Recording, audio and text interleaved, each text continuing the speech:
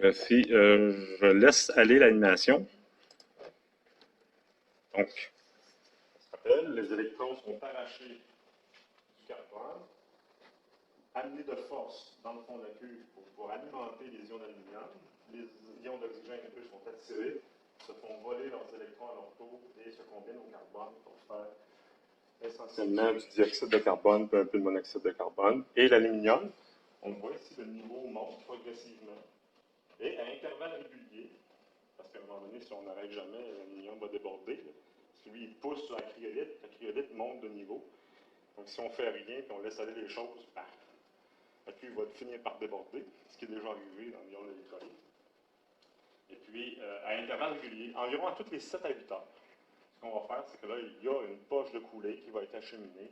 Là, ici, l'animation, le tube est en bas. En réalité, c'est qu'on siphonne par en haut, comme je vous l'ai montré tout à l'heure. Et puis là, ben, vous voyez le niveau qui baisse, parce que là, on laisse couler l'aluminium, comme dans le fond d'un bain, dans ce cas-ci. Et voilà. Et là, c'est sans arrêt. Ça arrête. C'est 24 heures sur 24, 365 jours par année, pendant 2 ans et demi à 3 ans. Puis après ça, ben, lorsqu'il y a des réfractaires, qui sont des graphites et réfractaires ici, eux, ils s'oxydent avec le temps. Ils se désagrègent un peu. Parce que la cryolite, elle est relativement corrosive. Ce qui fait qu'à un moment donné, la cuve devient dangereuse à utiliser. Si on laisse aller les choses pendant trop longtemps, 4-5 ans, ce qui risque d'arriver, c'est qu'il commence à avoir des perforations, puis que là, la cryolite se déverse. Fait que pour éviter ça, ben, on va, à intervalles réguliers, à tous les 2-3 ans, on va arrêter la cuve, puis on va procéder à une réfection. Donc, on va arrêter le courant, on va laisser refroidir la cryolite. Elle va finir par se solidifier. Puis après ça, quand elle refroidit la cuve, ben là, ce qu'on va faire, c'est qu'on va tout démolir au pic. Puis la cryolite, on va la retirer, on va démolir les réfractaires, puis on va reconstruire la cuve au complet. Donc ça, c'est fait de manière... À chaque jour, dans la vie d'un hall électrolyse, il y a un certain nombre de cuves qui subissent la réfection, qui dure à peu près 1 à 2 semaines. C'est une question?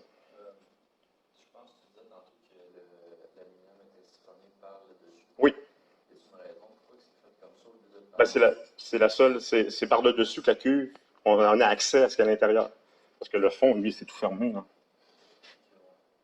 C'est ça le moyen, c'est de plonger, c'est liquide. Fait que là, c'est comme, on plonge la paille, le tube, là, ça s'en va jusque dans le fond, là, ça aspire. Tout est liquide à l'intérieur.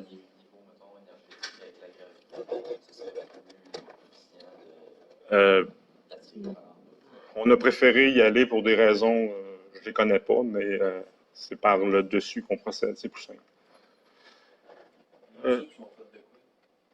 Oh, ça doit être, c'est probablement de l'acier. L'acier inoxydable, probablement. Donc, c'est ça ici. Là, si je reviens à mon PowerPoint, on est rendu ici. Donc, les cuves sont disposées en série. Ça veut dire quoi en série? C'est que le courant, il descend d'une cuve à l'autre.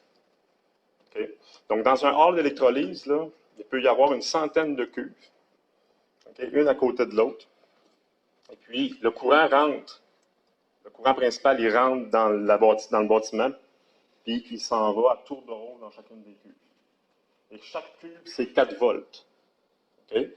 Donc, s'il y a une centaine de cuves, admettons qu'il y a 100 cuves, c'est donc entre l'entrée et la sortie du courant d'usine, il y a au moins 400 volts. Oui. Si vous dites qu'il y a des réflexions qui se font tous les jours, si tu coupes le courant dans cette cuve-là, si oui. D'un bord à l'autre bord, le courant, Donc, il y a des bypass qu'on appelle. Là. Donc, autrement dit, quand on fait la réflexion, on coupe le courant à l'entrée et la sortie de la cuve. Le courant peut continuer son chemin sur le bypass. Tout à fait. Donc, là, c'est marqué jusqu'à 250. Ça, c'est des très, très grosses usines. Là, je pense peut-être qu'à Alma, là, il approche de ce chiffre-là, je crois, sur le nombre de cuves par heure. Donc, cette énergie représente l'énergie électrique, juste l'achat d'une aluminerie au Québec pour produire d'aluminium. Dans les dépenses d'une aluminerie, 25% de toutes les dépenses, c'est uniquement l'achat d'électricité. Okay? Si on compte toutes les dépenses, les employeurs, l'achat du pétrole fait les ANA, juste l'électricité, c'est 25%, grosso modo, des coûts de production d'une usine. Puis l'efficacité de courant dans l'aluminium, c'est autour de 92 à 94%. Donc, du courant qu'on achète on en perd 6 à 8 okay? C'est relatif aux résistances dans le circuit. Quand on fait passer du courant d'un conducteur, on perd des électrons en cours de route. Okay? Parce qu'ils rentrent en collision avec les atomes du conducteur, puis ils ne se rendent pas à l'autre bout. Ça, c'est normal. Dans tous ces circuits électriques, c'est la même chose. Le bilan énergétique, maintenant. Donc, pour faire une tonne d'aluminium, la recette, ce qu'il faut au niveau des quantités, hein, comme quand on fait un gâteau de la cuisine, là, ça prend une certaine quantité. En résumé, ça prend un petit peu moins de 2 tonnes d'aluminium. C'est 1900 kg d'aluminium que ça prend. Ça prend 430 kg de pétrole. Ça prend 30 kg de cryolite. Parce que la cryolite, il faut en ajouter toujours un petit peu parce qu'il y a une partie qui s'évapore. Donc, pour compenser, on va en ajouter un petit peu à chaque fois. Ça prend 13 MWh, ça c'est l'énergie, okay? En électricité. 13 MWh par tonne d'aluminium produite. C'est beaucoup d'énergie, okay? 13 MWh. Et pour obtenir ces 1900 kg d'aluminium-là, le procédé Bayer, ce qui vient avant, ben, ça prend 5000 kg de bauxite, à peu près. Ça prend 210 kg de soude, qui est la soude caustique qui sert à dissoudre l'aluminium. Ça prend 13 500 kg d'eau, l'eau qui sert à faire la solution de la soude caustique. Ça prend un autre 5 kg de pétrole. Donc, il y a du pétrole utilisé pour faire fonctionner les équipements du procédé Bayer. Puis il y a le pétrole pour faire les anodes au niveau de l'électrolyse. Donc, pour une tonne d'aluminium, il faut donc environ 1030 kg de pétrole, soit plus d'une tonne également. Donc, c'est l'équivalent. Donc, pour faire en sorte qu'une voiture soit plus légère, consomme moins d'essence, il faut consommer beaucoup de pétrole. Donc, c'est un petit peu la... Bilan énergétique, mais au Québec, les cuves électrolyses sont alimentées avec de l'hydroélectricité. Donc, comme je l'ai dit tantôt, 95% de l'électricité dans le monde est fabriquée à partir des hydrocarbures, charbon, pétrole, gaz naturel. Donc, ça, au Québec, on est chanceux. On peut se vanter de produire de l'aluminium avec moins de pétrole que la plupart des endroits dans le monde. En Chine, par contre, ils produisent de l'aluminium. Essentiellement, ils ont des ressources hydroélectriques quand même assez intéressantes en Chine. Fait qu'eux, ils vont y aller aussi avec les cuves d'électrolyse alimentées uniquement avec l'électricité hydraulique, mais sinon, c'est essentiellement les hydrocarbures qui sont utilisés pour faire de l'aluminium. Mettons, si on va dans une échelle mondiale de production. Ce qui fait que la majorité des usines d'électrolyse dans le monde consomment davantage d'hydrocarbures pour fabriquer de l'aluminium. Comparativement au Québec, nous avons la chance d'avoir une géographie et une hydrologie permettant de construire des barrages. Et voilà. De l'aluminium, donc ça c'est une autre façon d'exprimer les chiffres que j'avais tantôt, mais ce qui est le chiffre qui est intéressant, c'est ici, c'est que pour faire 1 kg d'aluminium, tantôt j'avais dit une tonne, donc 13 000 en résumé, c'est 13 kWh d'électricité que ça prend pour faire 1 kg d'aluminium. OK? Je le spécifie, 1 kg d'aluminium? Non. Ah oui, ici. 1 kg d'aluminium, ça prend 13 kWh d'électricité. 13 kWh, en énergie, ça représente quoi, ça? Ça représente une ampoule de 100 watts allumée pendant 5 jours et demi. C'est l'énergie que consomme une ampoule de 100 watts pendant 5 jours et demi. C'est l'énergie correspondant à fabriquer dans une cuve d'électrolyse, à partir d'aluminium, d'obtenir l'aluminium, uniquement par hydroélectricité. Oui, ça c'est... oui, les alumineries... avant, il y a beaucoup d'équipements dans une aluminerie, dans les années 40, 50, 60, 70, où on utilisait le pétrole pour faire fonctionner, par exemple, les séchoirs. Là, maintenant, on utilise d'autres sources d'énergie pour consommer moins de CO2. Fait que les usines consomment un peu moins de CO2 qu'il y a, par exemple, 40, 50 ans. Mais maintenant, ils sont rendus plafonnés. Ils ne peuvent plus consommer moins de CO2 qu'ils en consomment présentement. C'est impossible parce que, comme on l'a vu, le CO2 fait partie de la recette. Si tu ne fais pas de CO2, ça veut dire que tu ne fais pas d'aluminium. Donc, tu n'as pas le choix. Il fait partie de la production, il fait partie des ingrédients, il fait partie de ce qu'on engendre de la réaction chimique. Donc, de l'alumine plus du carbone, ça fait de l'aluminium plus du CO2. Donc, le CO2, il ne sert pas à... Ici, le CO2, il est relatif non pas à la consommation pour faire fonctionner un équipement. Le CO2 est relatif à la réaction chimique qui permet d'obtenir l'aluminium. Donc, c'est différent. Le pétrole et les métaux, mais de tous les objets que vous utilisez, le téléphone cellulaire est l'objet qui requiert le plus de ressources et d'énergie. Un téléphone cellulaire, c'est une pollution incroyable de fabriquer ça. Okay? Vous ne pouvez pas vous imaginer. 33 mines différentes, réparties un peu partout dans le monde, des mines comme ça. Okay? Tantale, néodyne, praséodyne, plein de métaux comme ça, là, exotiques, que ça prend pour faire fonctionner un sol cellulaire. Et le pétrole, il y a du pétrole là-dedans. Pourquoi? Parce que pour aller chercher du néodyne, par exemple, qui est un métal extrêmement rare dans le terrestre, si tu veux en avoir assez pour faire 100 millions de téléphones, ça t'en prend-tu des kilogrammes de néodyne? Mais ils sont très, très finement répartis. Fait que pour aller chercher les kilogrammes de néodyne que ça nous prend, il faut sortir beaucoup, beaucoup de roches. Et pour sortir la roche, c'est quoi? Ce sont des équipements, des pelles mécaniques qui fonctionnent au pétrole. Donc, le pétrole qui a fait consommer pour fabriquer un cellulaire, c'est énorme. Oui. Vous dites un cellulaire, mais ça va être la batterie, ça vous parle? Entre autres, la batterie. La batterie, elle, c'est simple. Des trucs électroniques, on en a, c'est pas juste les cellulaires qui utilisent ces Non, non, les ordinateurs aussi. Mais le cellulaire est particulier parce que lui, un ordinateur a besoin de plus, un cellulaire a besoin de plus de métaux qu'un ordinateur parce que lui, il y a des fonctionnalités comme le fait de le toucher tactile ou d'autres composantes, ça prend certains métaux spécifiques pour que ça fonctionne. Et puis, la batterie, c'est pas si pire parce que c'est du lithium et du cobalt. C'est des piles au lithium-ion qu'on appelle. C'est constitué de cobalt et de lithium. Le cobalt est un métal aussi relativement rare, mais il est moins rare que d'autres métaux très exotiques qui rentrent dans la production d'un cellulaire. OK, les pétroles, c'est où que on va prendre 2 000 différences, c'est correct. Les alumineries au Canada. Ah oui, au Canada, les alumineries, ben, vous voyez, les points rouges représentent toutes les alumineries qu'on a actuellement au Canada.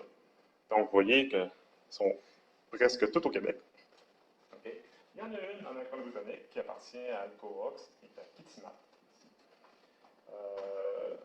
Sinon, le reste, là, vous avez à l'ABI, il manque en fait quelques points. Il y en a quelques-unes regroupées au Saguenay-Lac-Saint-Jean. Le Saguenay-Lac-Saint-Jean est une région qui possède beaucoup de mineries.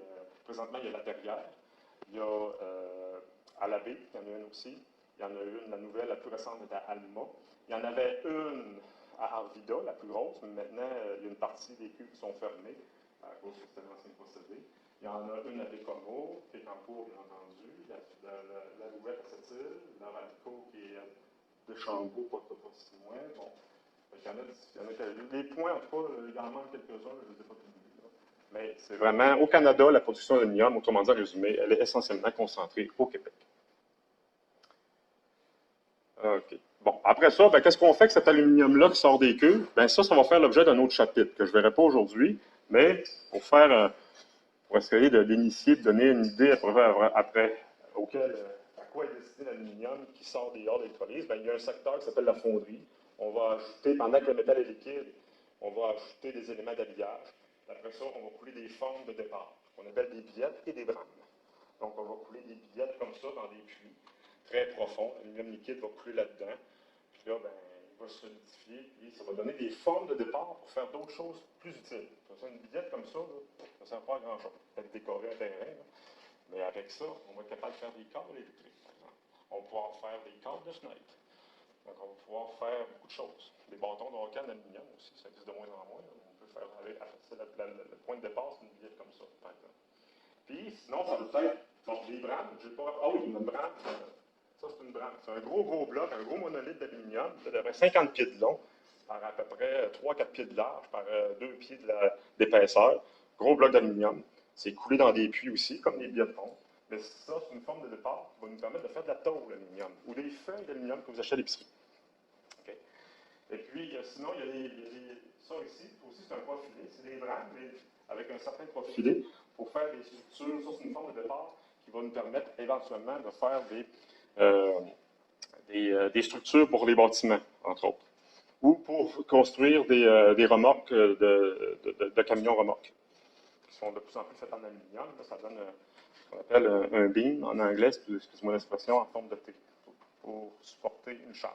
Ça pèse combien, mettons, Ben, là, on peut faire un petit calcul, mettons, c'est à peu près entre 40 et 50 pieds, ça dépend. 40 et 50 pieds par 3 pieds de large, par 1,5 pied à 2 pieds d'épaisseur. Tu prends la masse volumique qui est 2,7. Tu vas en déduire la masse. Hein? Petit devoir aujourd'hui, le soir. OK. Bon, ça, là, il y a différents procédés ici que je ne vais pas aborder aujourd'hui. J'y reviendrai, comme l'extrusion, par exemple. C'est un procédé qui permet de faire, entre autres, des cadres de fenêtre. ou encore le laminage, qui sert à faire de la feuille. Mais je t'expliquerai ces procédés de transformation-là dans un autre chapitre. Je ne vais pas rentrer là-dedans aujourd'hui. Voilà. Je reviendrai à ça. Ouf. Ah oui, ça c'est le résumé de la production d'aluminium. Donc, pour faire un petit résumé, ça pas long. Pour faire un petit résumé avant ta question.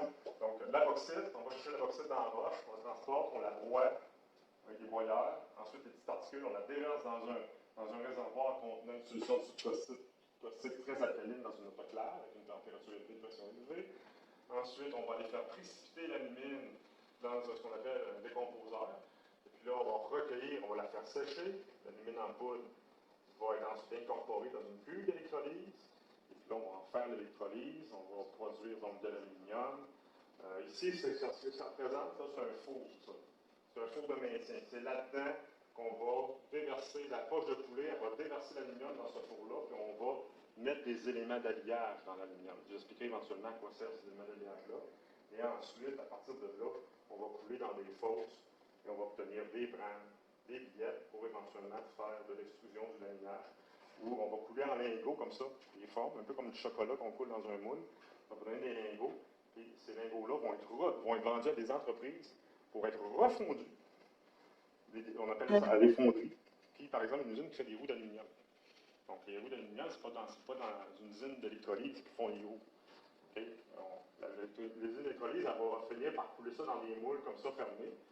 Okay? Après ça, ça va être vendu à d'autres fonderies qui, eux, vont acheter des lingots, puis ont leur propre four, ils vont fusionner les lingots, un peu comme on va faire dans l'activité de fonderie qui est prévue. Puis après ça, ben, ils vont faire des moules en sable avec des formes en forme de roue. Ils vont déverser l'aluminium là-dedans, ils vont faire des roues, entre autres. Vous avez une question en arrière? Oui?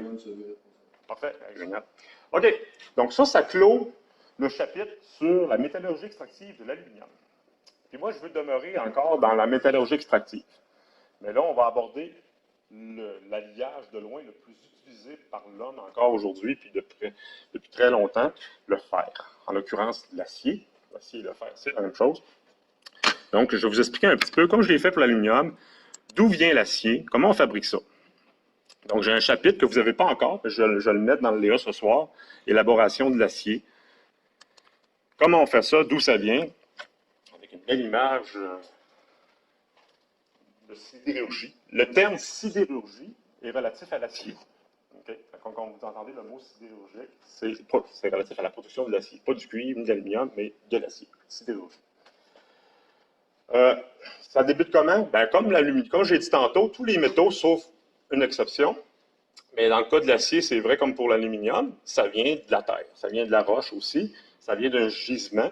Mais cette fois-ci, au contraire, l'aluminium, on va s'intéresser, comme je l'avais déjà dit la semaine dernière, on va s'intéresser à des gisements particuliers de la roche qu'on appelle la bauxite, qui est très concentrée en alumine. Là, dans le cas du fer, on ne s'intéressera pas à la bauxite, malgré qu'il y a des types de fer là-dedans, mais pas assez concentrée, pas assez intéressante. Donc, ce qu'on va faire, c'est qu'on va plutôt s'intéresser à des endroits dans la croûte terrestre où le fer est beaucoup plus concentré qu'ailleurs. Donc, ça vaut, autrement dit, au niveau de la rentabilité, on s'assure d'une meilleure rentabilité quand on fait ça. Donc, les mines fonctionnent toujours de la même façon, que ce soit pour l'exploitation du cuivre, du nickel, du zinc, du magnésium, peu importe, du lithium pour la fabrication des piles ou du cobalt, peu importe. Ça part toujours par un travail de prospection des géologues. Puis eux, ce qu'ils vont faire, c'est qu'ils vont connaître la croûte terrestre, puis ils vont aller voir à certains endroits s'il n'y a pas un minéral qui est beaucoup plus concentré qu'ailleurs, qui va donc justifier l'ouverture d'une mine à cet endroit-là. Parce qu'il faut penser que ça prend beaucoup d'énergie et d'argent pour aller creuser dans la roche. Donc, si le métal n'est pas concentré, pour avoir une quantité de métal donnée, il va falloir que je creuse beaucoup, que je dépense beaucoup d'argent, beaucoup d'énergie. Avec le peu de métal que je vais avoir, je risque de ne pas vendre assez de métal pour rembourser l'argent que j'ai dépensé avant. Donc, c'est pour ça qu'on va toujours s'assurer d'avoir une mine rentable. Donc, on va s'intéresser aux endroits où le métal de valeur que je vais exploiter soit beaucoup plus concentré qu'ailleurs. Puis, les métaux ne sont pas également répartis dans la croûte terrestre. Comme le fer, lui, il y a des endroits où il n'y en a pratiquement pas, puis d'autres endroits, au contraire, il y en a beaucoup plus. Okay? Fait qu'on va s'intéresser à ces endroits-là. Donc, ici, ce que vous avez, c'est une grosse roche, c'est un minerai de fer. Okay? Ça, je pense que c'est à... Je ne suis pas sûr que ce morceau-là vient de Sorel, de Sorel Actualité, mais je pense que oui. Puis ça, bien, simplement, c'est une image aérienne d'un gisement de fer. chose. Là. Bon. OK. Donc, la manière que ça fonctionne pour l'exploitation de sol, vous allez voir, c'est différent avec l'aluminium. OK? C'est qu'au départ, pour comprendre la façon dont on va aller chercher le fer, c'est qu'il faut comprendre que, ben ça c'était vrai aussi pour l'aluminium, c'est que quand on regarde une roche, ben c'est un mélange de plusieurs minéraux imbriqués les uns dans les autres. Okay? Ici, ce qui vous intéresse, c'est le fer, et très souvent, la plupart du temps, c'est quelques molécules qui nous intéressent, c'est les oxydes de fer. L'alumine, là, il existe juste un type d'oxyde d'aluminium. C'est alumine, Al2O3. OK? Et puis, donc c'est Al2O3. Et puis, tandis que le fer, lui, il y a 3 oxydes qui sont intéressants. Okay? Je vais vous les montrer tantôt. Ben, ils sont ici, finalement. Donc, soit cet oxyde de fer-là, la molécule, le minéral qu'on retrouve dans la roche, ça peut être aussi du Fe3O4. Vous voyez, il y a un deuxième type d'oxyde de fer, Fe3O4. Ces oxydes-là c'est ça qu'on va rechercher. Okay? Ça va être notre source de fer. Puis, c'est déjà arrivé à certains endroits où on va produire de l'acier à partir de sulfure de fer, mais ça, maintenant, c'est plus vrai. On ne le fait plus parce que ça pollue trop, ça émet trop de CDSO2. Et il y a eu le problème des puits acides dans les années 60, 70, 80, qu'on n'entend plus parler aujourd'hui. Mais ça a été un problème très sérieux en environnement, que ça provenait des fonderies de cuivre, de zinc, qui, eux, prennent leur source de cuivre et de zinc à partir de minéraux sulfureux. C'est-à-dire le métal, au lieu d'être combiné avec l'oxygène, il combinait du soufre. Fait que là, tu émets du soufre dans l'atmosphère, mais ça se fait pratiquement plus aujourd'hui. Donc, mais là, ce qu'il faut comprendre ici, c'est que, par exemple, vous avez une roche, puis là, imaginez un grain de roche, une toute petite particule, puis là, dans la particule, quand on la regarde de près, il y a plusieurs minéraux mélangés ensemble, puis ce qui est représenté en noir ici, c'est ce que je veux avoir, c'est l'oxyde de fer. Le gris, c'est d'autres choses, le silice, de l'alumine, peut-être un peu, des carbonates, plein d'affaires, plein de minéraux différents, les uns mélangés dans les autres, puis ce que je veux avoir, c'est ce qui est représenté en noir. Donc, l'élément métallique est représenté en noir. Puis, ce que je ne veux pas avoir, ça s'appelle, comme je l'ai dit tantôt, j'avais utilisé le même terme aussi, la gangue. La gangue, c'est ce qu'on ne veut pas avoir. Puis, l'élément, on a le minerai qu'on veut avoir. Mais ce qu'il faut comprendre, c'est qu'au départ, dans la roche, le minéral que je veux aller chercher, il est imbriqué dans les autres. Un peu comme les morceaux d'un bloc Lego. Si vous faites des blocs Lego, mettons si on représente le morceau 2x4 rouge en bloc Lego, puis que je l'assemble avec d'autres grosseurs, d'autres couleurs, là, ça me fait un paquet de blocs Lego. Ils sont imbriqués ensemble. Hein? Je le tiens, ça fait rien qu'un morceau. Ben, c'est un peu ça, la roche. Moi, je demande à quelqu'un, moi, je veux avoir que les blocs 2x4 rouges ensemble. Ce qu'on va faire, c'est qu'on va prendre tout le paquet de blocs Lego, tout mélangé, de couleurs mélangées, de grosseurs mélangées, puis on va sacrer ça dans le mur. Lancer, tous les morceaux vont se décoller. Puis là, les morceaux vont tomber à terre, puis après ça, on va être capable de prendre mes 2x4 rouges, puis de les avoir, d'avoir juste ça, parce que c'est ce que je veux. C'est un peu le même principe. Donc, ce qu'on fait, c'est le but, c'est de séparer, d'obtenir le noir. Fait qu'on n'a pas le choix, on vient de se rendre compte qu'il faut briser la roche dans de très fines particules pour être capable de libérer ce que je veux. Donc, ça commence par des étapes, la mine, puis des étapes de broyage. Les étapes de broyage, je vais venir ensuite. Avant de parler des étapes de broyage, dans le cas des minerais de fer, il y a plusieurs types de mines. Il y a les mines souterraines, puis le plus souvent, on va avoir des mines à ciel ouvert. Puis il existe aussi extraction directe in situ. OK? Donc, je vais vous expliquer un petit peu c'est quoi la différence. Donc, mine souterraine, on comprend, là, c'est sous terre. Il faut creuser, puis après ça, le gisement, il est accessible à une certaine profondeur. Donc, on voit pratiquement pas la mine, là, il y a peut-être un bâtiment ou deux, là, mais il n'y a pas de signe vraiment de production minière à cet endroit-là. Contrairement au ciel ouvert, où là, vraiment, le minerai, le gisement, il est accessible au niveau du sol, et que là, on creuse pour aller chercher, pour augmenter la production. Et à chaque fois, ça prend des étapes de forage, du sautage à la dynamite pour faire casser la roche. Ça prend du transport, il faut transporter la roche avec des camions. Ça prend, dans le cas des mines souterraines, ça prend un système de ventilation. Donc, il faut tenir compte de plusieurs types d'opérations pour exploiter une mine. Extraction directe in situ, c'est quoi ça? C'est que vous avez le gisement qui est accessible au sol, un peu comme la mine à ciel ouvert. Sauf que là, ce qu'on va faire, c'est qu'on va déverser des produits chimiques directement sur le sol, puis le métal de valeur va se dissoudre, puis on va la recueillir par ruissellement. C'est moins environnemental un peu. Okay? Ça existe encore aujourd'hui, de moins en moins. On appelle ça, ce principe-là, ça s'appelle de la lixiviation. Donc, le métal, on le fait pour, en Amérique du Sud, c'est fait encore beaucoup pour l'exploitation de l'or. L'or est un des rares métaux qui est sous sa forme métallique. Il n'est pas oxydé comme la plupart des autres métaux dans la roche. L'or est très résistant à l'oxydation. Donc, quand la Terre s'est formée, l'or, l'oxygène n'est pas capable de l'attaquer ça, il ne se passe rien. Fait que l'or reste métallique, puis on le retrouve sous sa forme métallique dans la croûte terrestre, sous forme de pépites, sous forme de petits morceaux. Mais pour faciliter l'exploitation, on va déverser sur où il y a beaucoup d'or, là. On peut, pas systématiquement, mais on peut déverser des produits très, très corrosifs, puis que l'or va finir par se dissoudre là-dedans. Puis après ça, ben, ça fond, ça fait comme une solution d'or. Puis là, ben, on essaie de recueillir cette solution-là par ruissellement. Donc ça s'appelle in situ, mais ça, c'est fait de moins en moins. Parce qu'au niveau environnemental, c'est assez ordinaire. OK. Donc, ça, c'est des images qui expliquent un petit peu l'exploitation d'une mine à ciel ouvert. On a, par exemple, le minerai, qui est une partie du sol qui est riche en minéral de valeur que je vais exploiter. Ce qu'on va faire, c'est qu'on va commencer par enlever un peu de terre pour accéder. Puis après ça, au fil du temps, ben, on va pouvoir être capable d'aller chercher tout ça en creusant de cette forme-là. Donc, on fait comme une espèce de bol. Pourquoi? Parce que là, on va de plus en plus en profondeur, puis on veut pas... Donc, il faut que les camions accèdent. Fait que là, on fait des remparts comme ça. Fait qu'il faut enlever la terre qui est ici, même s'il n'y a pas de fer là, ben, il faut faire des bancs pour, d'une part, rendre l'endroit ici sécuritaire, pour pas qu'il y ait des éboulements, puis aussi permettre le transport des camions qui vont pouvoir grimper en haut. Fait que ça donne ce genre de choses-là un petit peu, là. Des mines, un peu aussi de l'image que vous voyez ici. Donc, ça donne des gradins. Là. On dirait une estrade d'un théâtre grec, là. Mais ça a cette apparence-là souvent, les mines à ciel ouvert. Puis ici, on a l'image d'une mine souterraine, où là, vous voyez ici, vous avez un gisement qui est très, très mince, puis qui s'en va à très, très, très profondeur. Fait que dans ce cas-ci, ce qu'on va préférer faire, c'est de creuser un puits très profond, puis d'accéder au minerai par des tunnels horizontaux, plus ou moins horizontaux, pour être capable d'aller chercher le métal en profondeur comme ça. Donc ça dépend de la forme et de la profondeur du minerai dans la croûte terrestre. On va choisir un ou l'autre des méthodes, tout dépendant de la profondeur et de la forme. Puis ce que vous avez ici, là, dans le fond, c'est un broyeur. Parce que tout ce qui est exploité ici, mettons, là, ici, on a fait du dynamitage.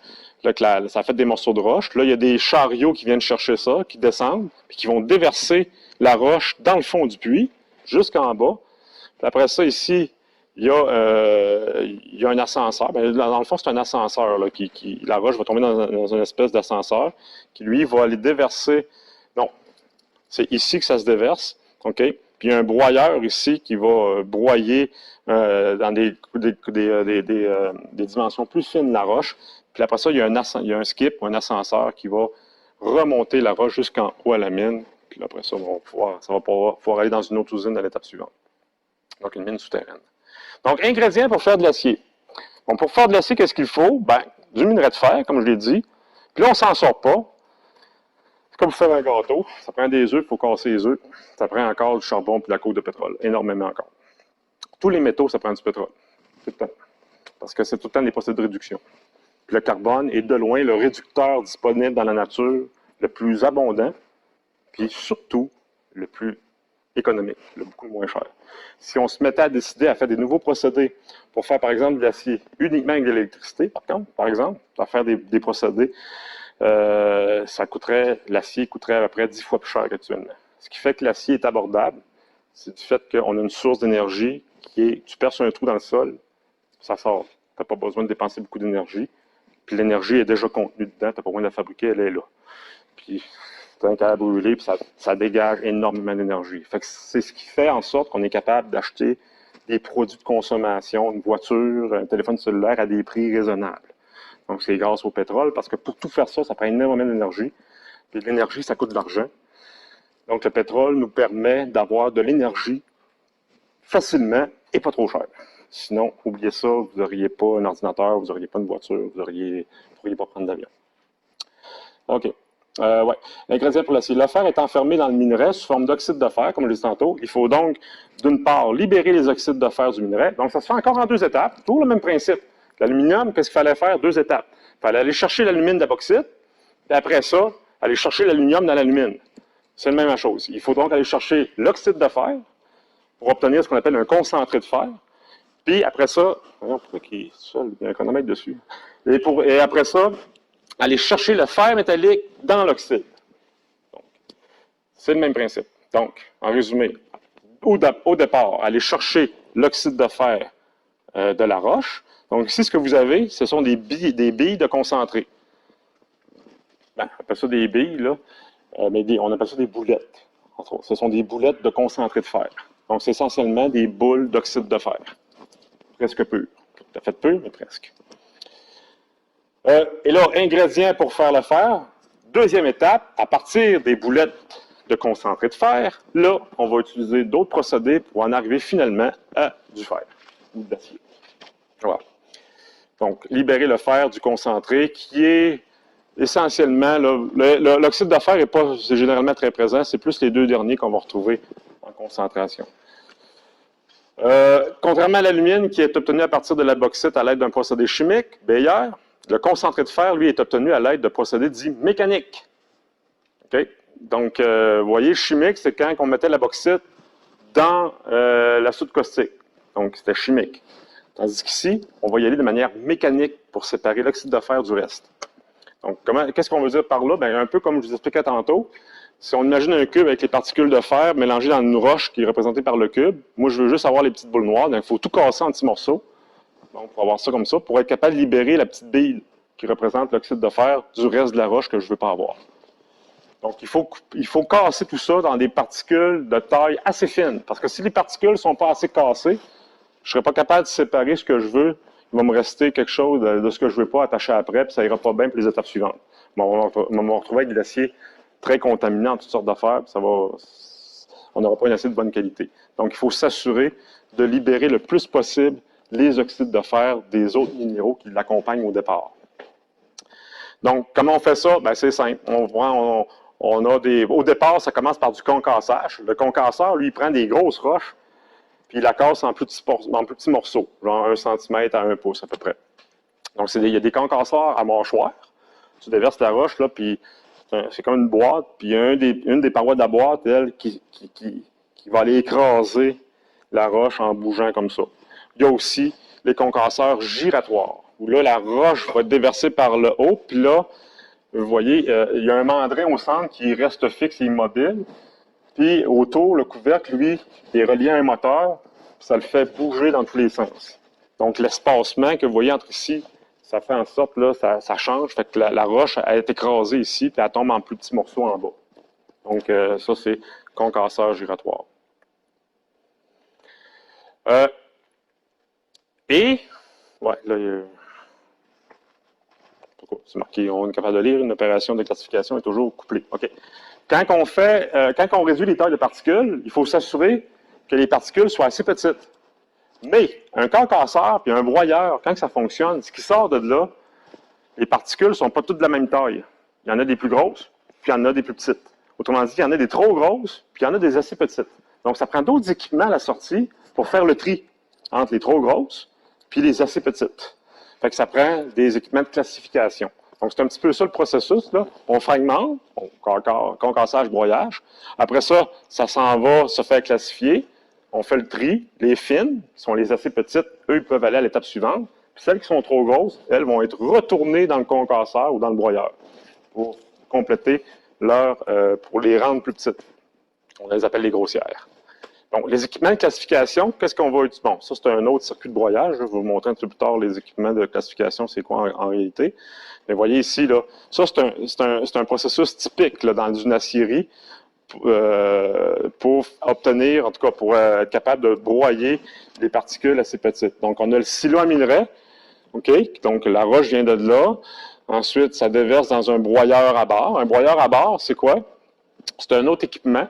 Donc, autrement dit, ici, c'est le concasseur à la mâchoire, puis le concasseur giratoire. Mais ces concasseurs-là ne sont pas capables de réduire les particules assez petites. Fait que ça prend d'autres équipements qui vont être capables vraiment de réduire de manière très importante, d'arriver à des très, très fines particules. On va utiliser ce qu'on appelle des broyeurs à barre et ou à boulet. Donc, c'est quoi? C'est tout simplement un cylindre vide qui est horizontal, puis qui tourne, puis qui est légèrement penché.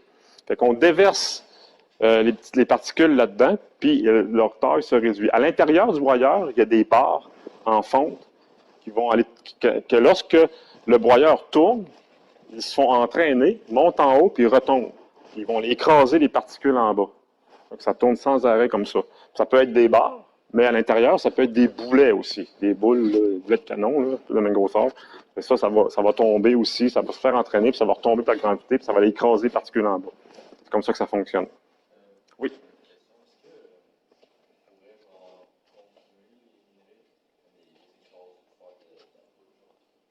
Oui, c'est ce qu'ils font. C'est ça que ça fait, les broyeurs.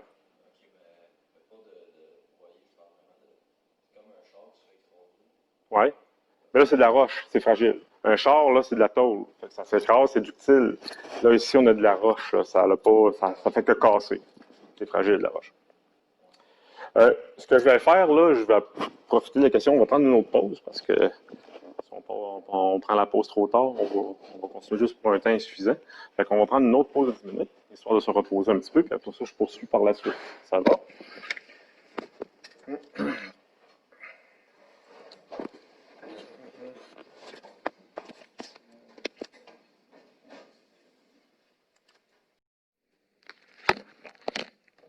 Donc, si je laisse aller l'animation.